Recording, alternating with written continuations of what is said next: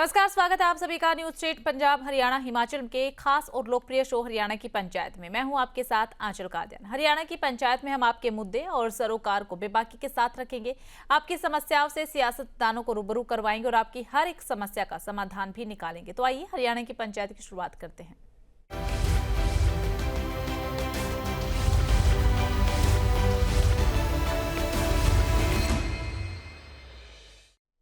प्रधानमंत्री नरेंद्र मोदी के 75वें जन्मदिन पर हरियाणा बीजेपी ने सेवा पखवाड़ा अभियान शुरू किया है। इस मौके पर सीएम नायब सिंह सैनी रोहतक पहुंचे, जहां पर उन्होंने मानसरोवर पार्क में पौधारोपण, स्वच्छता अभियान में हिस्सा लिया। साथ ही नमो यूथ मैराथन को हरी झंडी दिखा करके खुद भी युवाओं के साथ सीएम नायब सिंह सैनी दौड़े और कहा कि स्वस्थ नारी सशक्त परिवार थीम पर पूरे प्रदेश में कार्यक्रम होंगे।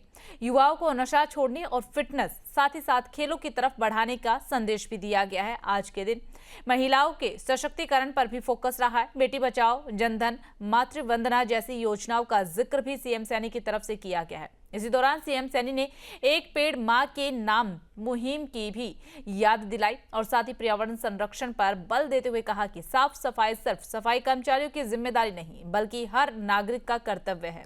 स्वच्छ भारत मिशन को जन आंदोलन बनाने का श्रेय प्रधानमंत्री नरेंद्र मोदी को जाता है और हरियाणा भी इसमें सक्रिय भूमिका निभा रहा है।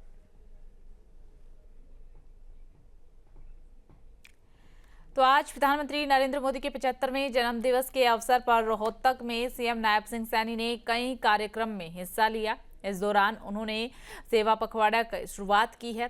साथ ही नशा मुक्त हरियाणा, नशा मुक्त प्रदेश बनाने पर भी जोर दिया है। देशवासियों, पूरी दुनिया में जो आदरणीय मोदी जी के फॉलोअर्स हैं, जो मोदी जी से प्यार करते हैं, मोदी जी से आज मैं देश के यशस्वी प्रधानमंत्री आदरणीय नरेंद्र मोदी जी, उनको जन्मदिन की बहुत बहुत बधाई और शुभकामनाएं देता हूँ। मोदी जी का जीवन, आज भगवान विश्वकर्मा की जयंती भी है, जिन्होंने इस दुनिया की रचना की। और आदरणीय मोदी जी ने भारत को मजबूत भारत, सशक्त भारत बनाने का काम इन 11 वर्षों में किया है। उनकी त्याग, उनकी तपस्या, आदरणीय मोदी जी की ईमानदारी, गरीब के प्रति संकल्पित, देश के विकास को लेकर के जज्बा, आदरणीय मोदी जी ने इन 11 वर्षों में भारत को पूरी दुनिया में एक बड़ा सम्मान दिलवाने का काम किया है। आज मैं उनके जन्मदिन के अवसर पर आदरणीय प्रधानमंत्री जी, हरियाणा के कोटि कोटि जन की तरफ से जहां बधाई देता हूं, मैं परमपिता परमात्मा से ये प्रार्थना करता हूं कि वो स्वस्थ रहें और वो दीर्घायु हो और मजबूत भारत के निर्माण में निरंतर उनकी सेवाएं वो रहें, ताकि गरीब के चेहरे पर जो मुस्कान आई है, महिला के चेहरे पर जो मुस्कान आई है, आदरणीय मोदी जी का ये संकल्प है। और आदरणीय मोदी जी ने ये एक थीम हमें दिया है कि स्वस्थ नारी सशक्त परिवार, कि अगर नारी स्वस्थ होगी तो ये परिवार सशक्त होगा, मजबूत होगा। इसका मतलब ये पहले तो कोई सेवा हो ही नहीं रही थी प्रदेश की, अभी इसी पखवाड़े में होगा। 11 साल तक क्या करते रहे भाई? पिछली बार जन्मदिन नहीं था प्रधानमंत्री का, पिछली बार भी था ना उनका जन्मदिन, उस जन्मदिन पे क्या किया? मतलब 11 साल कुछ मत करो, अब पखवाड़ा बनाएंगे, पखवाड़ा पूरा हो जाए तब पूछ लेंगे आपसे।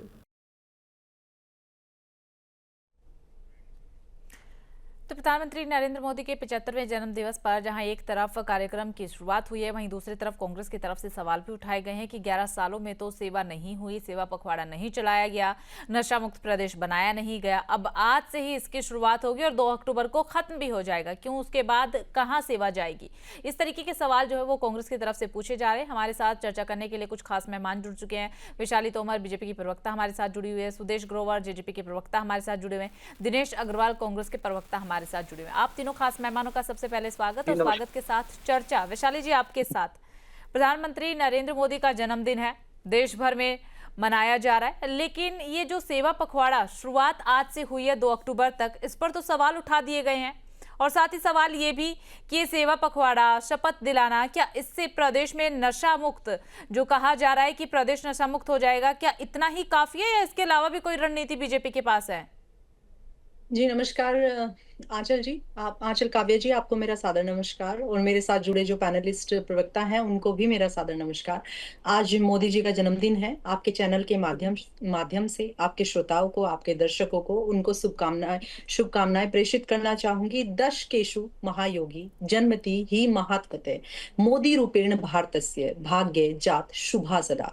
कभी दशकों में ऐसे कोई युग परिवर्तन पुरुष पैदा होते हैं, ऐसे कोई क्रांतिकारी पुरुष पैदा होते हैं जिन्होंने त्याग तपस्या से इस देश को अपना पूरा, मैं ये कहूंगी अपना पूरा जीवन उन्होंने समर्पित करके देश के विकास में, उन्नति में अपना हर तरह से योगदान दिया है।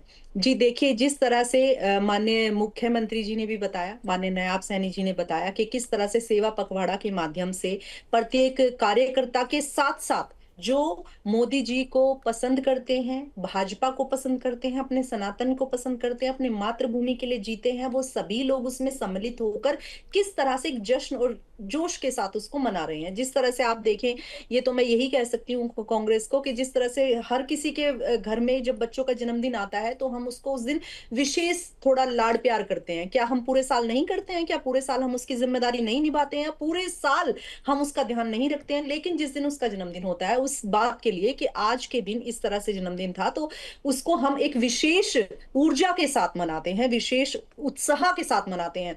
आपको मैं बताना चाहूंगी आंचल काव्या जी, अभी एक कीर्तन था और वो लोग बिल्कुल भी, मतलब वो आंटियां जो थी, उनकी एज जो थी वो 60 से सभी की ऊपर थी और वो कीर्तन कर रही थी। मैंने उनसे, मतलब ऐसी मुझे ऐसे दिखाने लगी जब मैंने बताया कि आज तो मोदी जी का जन्मदिन भी है, आपने तो बहुत ही अच्छा काम किया, क्या है मोदी जी के उपलक्ष्य में जन्मदिन वो कीर्तन किया हुआ है? उन्होंने कहा नहीं, विश्वकर्मा जी की जयंती है इस करके हमने कीर्तन किया हुआ है। तो उन्होंने उसमें से कुछ आंटियों की जो एज थी वो ऐसी होंगी 65-70 के आसपास, उन्होंने कहा कि हम तो रात को भजन भी वो सुनकर सोते हैं जिसे मोदी जी सुनते हैं। क्योंकि आजकल आप देखते हैं कि जो थंबनेल होता है, जो टैग डाल देते हैं यूट्यूब पे, उस तरह की भजन में ये डाल रखा था कि मोदी जी भी इस भजन को सुनकर सोते हैं। तो उन्होंने ये दिखाया कि इस भजन को तो मोदी जी सुनकर सोते हैं, तो इसलिए हम इसको सुनकर सोते हैं। आप किसी बच्चे से, छोटे से 4-5 साल के बच्चे को अगर कार्टून देखने के लिए मना किया जाए कि इतना कार्टून मत देखिए या ये वाला सीरियल मत देखिए, तो उनके मुंह से निकलता है, मम्मी ये तो मोदी जी ने भी वेरीफाई किया हुआ है, मोदी जी ने इसको अवार्ड दिया था जिसमें ये कैरेक्टर प्ले कर रहे हैं। तो ये मोदी जी ने दिया है। और उसके साथ साथ, ठीक है, नहीं ये सारी चीजें आपकी ठीक है, लेकिन सवाल आपने शायद ध्यान से नहीं सुना। जो आज सेवा पखवाड़ा की शुरुआत हुई है, नशा मुक्त प्रदेश बनाने के लिए अभियान की शुरुआत की गई है, शपथ दिलाई गई है, ये सब काफी है?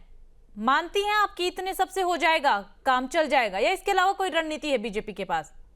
इसके अलावा बीजेपी रोजाना इस तरह से मूड में रहती है, इस तरह से कार्य करती है, जिस तरह से रोज चुनाव का माहौल हो, तभी आप देखें कि हर कार्यकर्ता आपको फील्ड में मिलेगा, हर कार्यकर्ता आपको बूथ स्तर तक काम करते हुए मिलेगा, लोगों के पास जाते तक मिलेगा। कोई एक ऐसा नहीं है कि मोदी जी का जन्मदिन है तो तभी ये सेवा पखवाड़ा चलाया जा रहा है। ये तो सिर्फ अपनी स्वेच्छा से जो उनको पसंद करते हैं, वो कोई हवन के माध्यम से, कोई पूजा पाठ के माध्यम से, कोई गरीबों में सेवा करने के माध्यम से। दिनेश जी, विपक्ष कहता है कि ये सेवा पखवाड़ा, ये अभियान सिर्फ एक दिखावा है। विपक्ष के पास कोई रास्ता है क्या?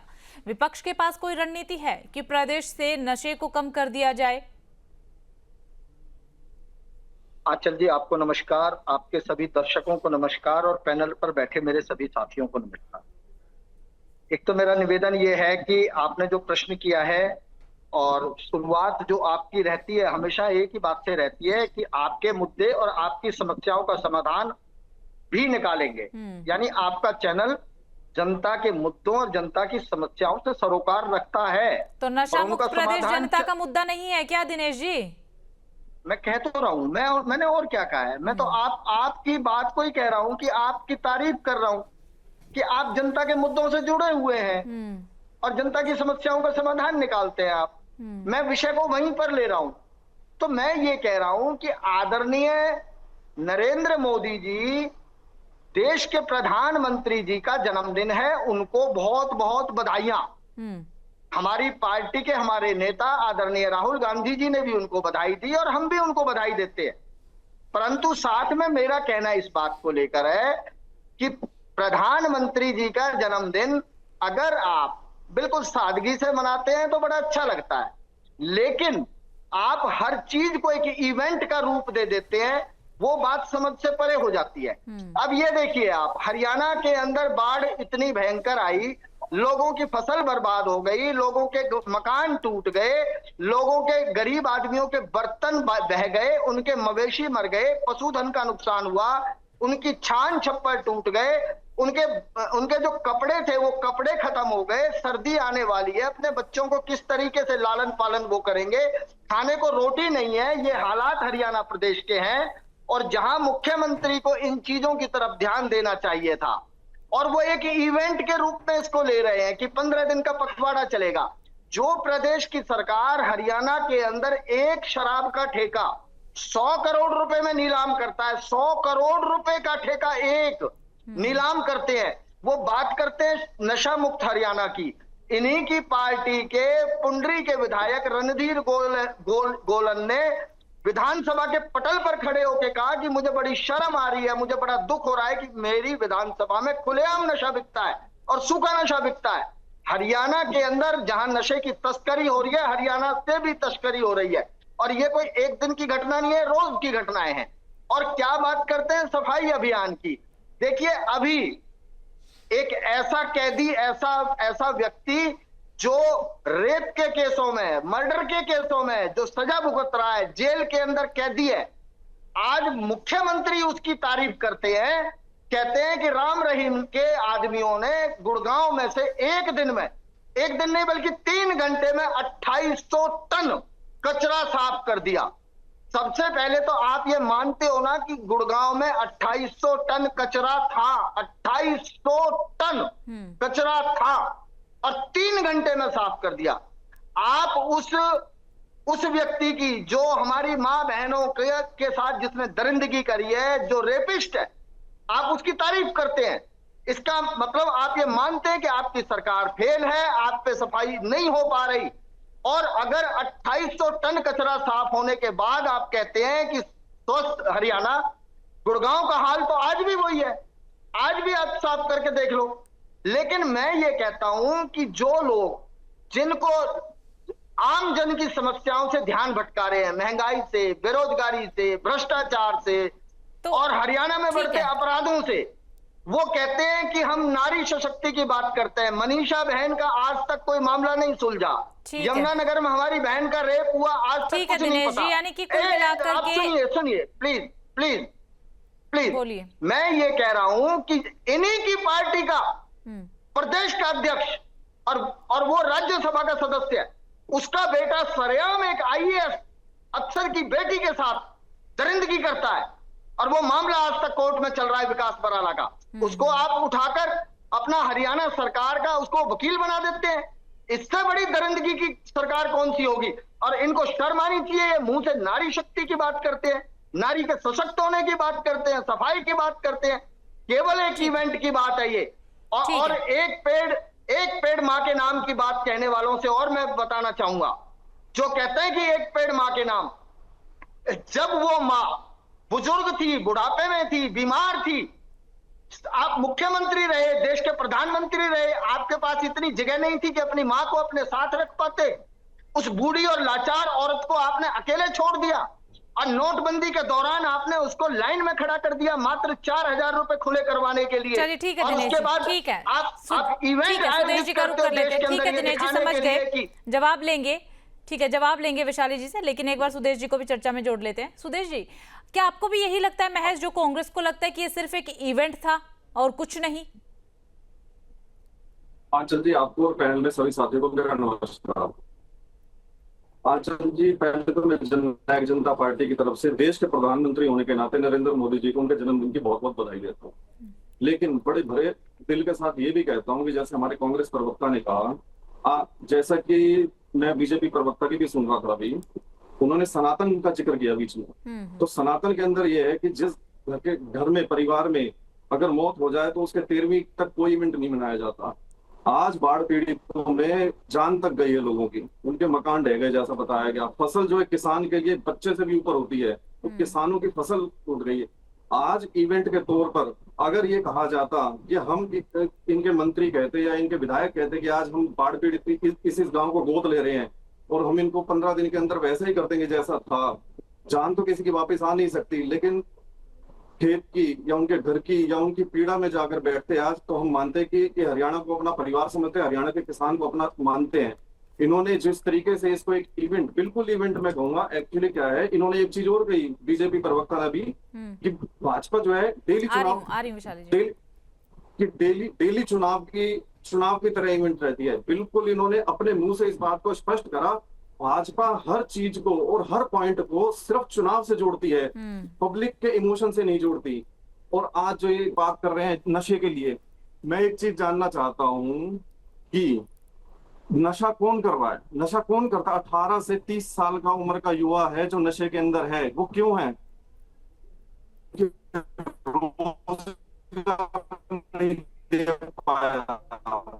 मानसिक रूप से परेशान हो जाता है, जो कि नशे की तरफ जाने के लिए उसको बरगला दिया जाता है। और तीसरा इन्होंने महिला सम्मान का बात कही, मैं बहुत ज्यादा नहीं कहना चाहूंगा, इनके खुद के मनोहर धाकड़ का जो है पूरे हिंदुस्तान में जो वीडियो वायरल हुआ शर्मसार था। वो 1 मिनट में और चेंज डालना चाहूंगा। आज अगर ये चलिए बाढ़ पीड़ित उत्तर प्रदेश इन्होंने ध्यान नहीं दिया, लेकिन मोदी साहब जो है पंजाब के अंदर बाढ़ पीड़ितों का वो लेते हैं कि बहुत दर्द हुआ, हिमाचल का लेते हैं, लेकिन जिस प्रदेश ने इनको मैंडेट दिया, जिस प्रदेश ने इनकी तीसरी बार सरकार बनाई, उसका जिक्र भी नहीं करते हैं। क्या उनको ये लगता है कि यहाँ बाढ़ नहीं आई? लेकिन फिर हम ठीक है सुदेश जी, ठीक है वैशाली जी का रुख करते हैं। वैशाली जी, अब मैं इनका एक एक करके इनका जवाब दे दूं। जिस तरह से मैंने इनको बहुत धैर्यपूर्वक इन दोनों को सुना है, तो ये भी सुने, बीच बीच में इंटरप्ट ना करें, फर्स्ट ऑफ ऑल। तो दूसरा, मुझे ये एक एक करके इनका जवाब दे रही हूँ कि इन्होंने कहा पहले बाढ़ से इन्होंने शुरुआत की, तो बाढ़ का जवाब मैं दे देती हूँ कि सवाल तो ये भी बनता है कि इन लोगों के नेता, हमारे तो प्रधानमंत्री जी भी वहां पर गए हैं, कल परसों हमारे जेपी नड्डा जी भी वहां पर गए, राष्ट्रीय अध्यक्ष, और हर जिले से हर विधायक, हर सांसद, हर जिला अध्यक्ष, पार्षद और जो चेयरमैन है, उन सब ने वहां पर सारी जरूरतमंदों को राशियां भेज रहे हैं इकट्ठा करके।